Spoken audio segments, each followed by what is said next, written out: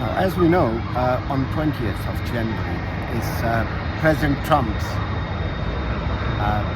oath ceremony going to take place. Guests have already started arriving. There are about 25,000 guests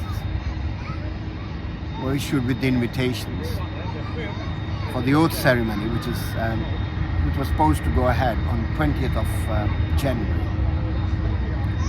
Unfortunately, many of these guests, more or less about over 24,000 guests, will be disappointed because they will not be attending the oath ceremony of Trump. The reason being is the weather. It's going to be minus 12 degrees Celsius in Washington, D.C. So it was supposed to be in an open field where the normal president's oath ceremonies takes place.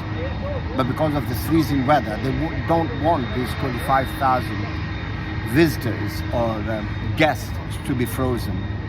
Hence, they have decided, or the administration has decided, the oath ceremony will take place inside the White House, one of the biggest halls, which can only accommodate round about 800 people.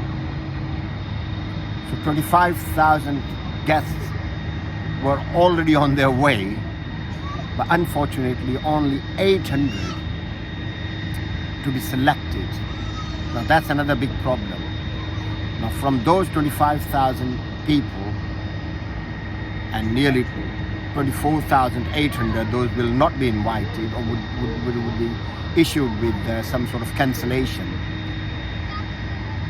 are bound to be thinking that are we not that important? Why we are not among those 800 guests? So this weather has played part. The beginning of Trump era doesn't look like that good, as this weather has played part for the reason of health and safety and people. And it's a long ceremony, of course.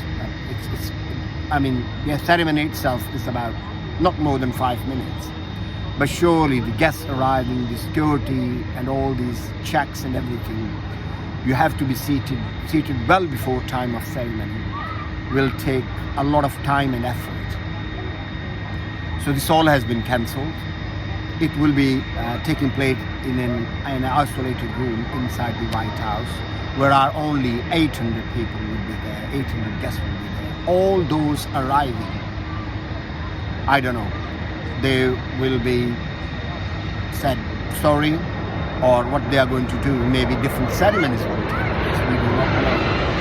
But this is for sure. This is confirmed. 2 days later, 2 more days left. Hence, that's the end of the ceremony, oath ceremony, for those more than 24,000 people. The weather is minus 12. Nobody would like to sit in such a weather. So let's see what happens. So the biggest power, which is United States of America, President's oath ceremony, for the first time has been cancelled and will be inside the White House.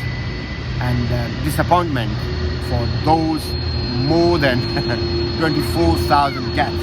Those were certainly very excited and anxious to attend this ceremony, are let down.